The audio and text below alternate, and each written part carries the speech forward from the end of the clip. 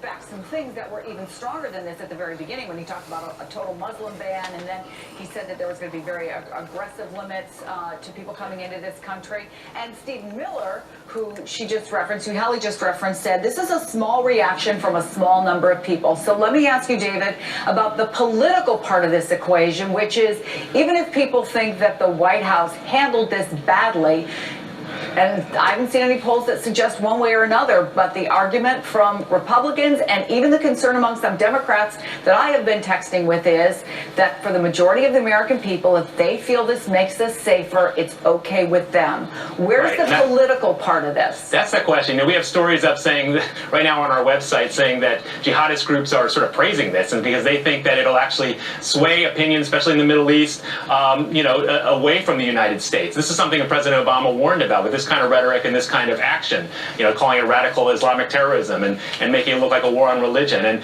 But I think that Trump has promised his voters that he's going to, what he said is control the borders, both for national security and because he wants to make sure that, job market is not taken by illegal immigrants and so on. So both on, the refugees and folks from overseas and illegal immigrants who are here now, this is the major things that he ran on. And I think you're right. I think that you'd have to look more broadly at the country to see how this is being, sort of received. And we have folks quoted in some of our stories, even here in the Washington, D.C. area at the airport saying, they think Trump is on the right path here. Now, some of the sort of details of how this was done, the communication and so on, that might be in question. Some say, well, these people got caught up at the airport. We don't need to allow them to come because they were promised this. But overall, they think there's some people I've talked to that believe that this is, in fact, what President Trump promised, and they don't necessarily disagree with it. David Nakamura, thank you so much. Hallie, I'll let you go into the briefing. I'm sure there will be plenty of questions for Sean Spicer about this today. Meantime, we talked about the legal part of this, right? The courts are going to be working overtime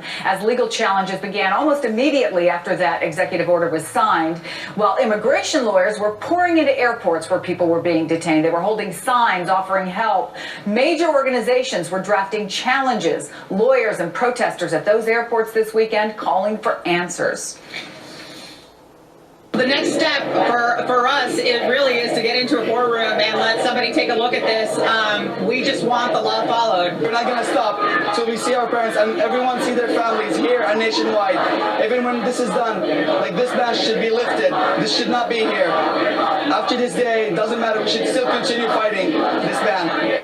From the very beginning, MSNBC's chief legal correspondent, Ari Melber, has been sorting this out, so it's great to have you here. Do we even know at this point how many challenges there are?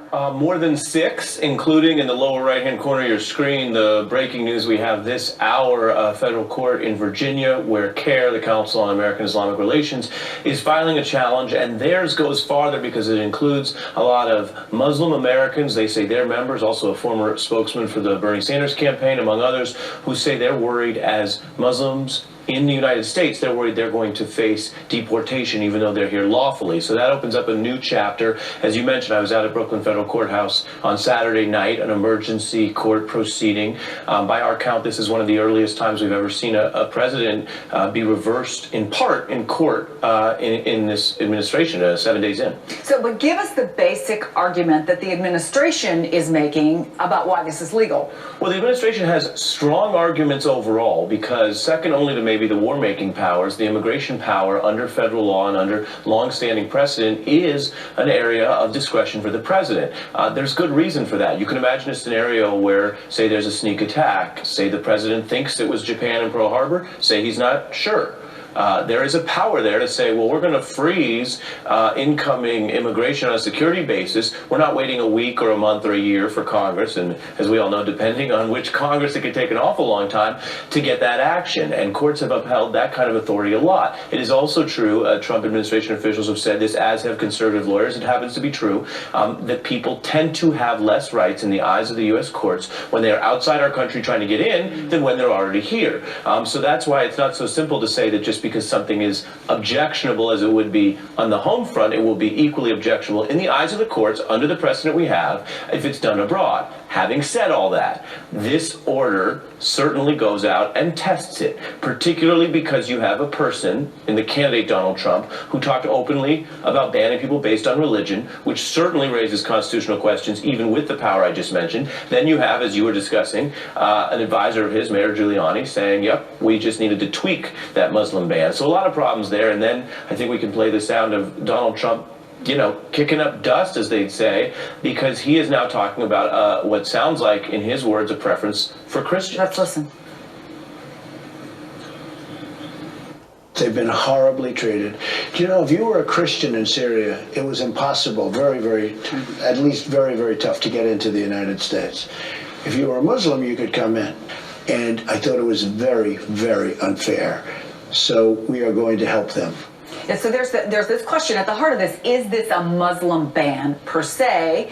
Jonathan Turley, I mean, you know him. He's a well-known legal scholar, was on this morning on Morning Joe, and he was saying, look, to your point, it's very difficult for a judge to say, I'm going to supersede the decision of the country that the national security is at stake, and I'm going to put a stop to this. So all of these questions are still roiling out there. Absolutely, and this is a case that could go all the way to the Supreme Court. But in the meantime... in the meantime, this is the law of the land. This is the rule. That's why we saw the, the problems or chaos or, according to the Trump administration, just a little bit of sorting out, whatever words you want to use. That's why we saw the action at the airport, because this was being implemented. And the partial injunction that we saw in court was only as to those people caught in limbo in the airport. Mm-hmm. The bulk of this thing is the law of the land right now, and it would only change if courts intercede. The point, though, about Donald Trump there citing Christians, number one, it is not true that Christians are not given refugee or asylum status. The United States,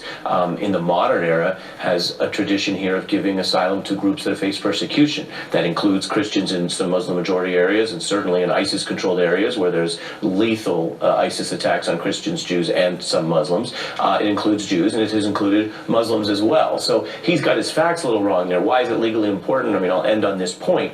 If a judge looks at this order and says, well, it doesn't say Islam, but it appears to target Islam, and it appears to try to make a special new exception for Christianity, and the language in the order says minority religions in these countries, translation, Christianity, and occasionally, rarely, Judaism or the Yazidis, but I mean really mostly Christians, does that start to add up to evidence of it actually being a religious ban?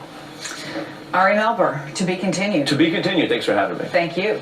And Senator Chuck Schumer, Democratic leader, of course, in the Senate, says he's going to call for a vote on the Senate floor later today that would repeal Trump's executive action on immigration. And he says he wants to delay the vote on Rex Tillerson for Secretary of State. He's got questions for him.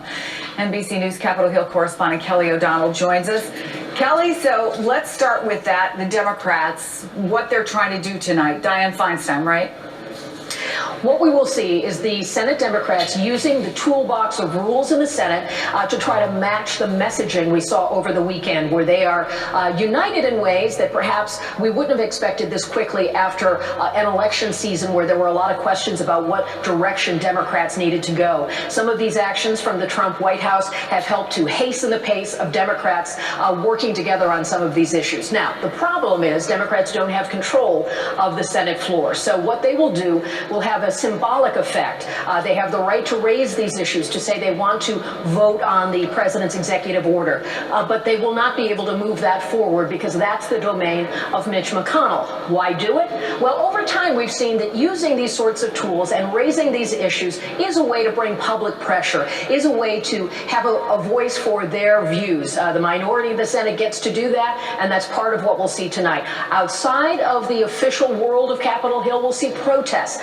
So this is a way where Democrats are in some ways modeling kind of the Trump, let's have lots of events through the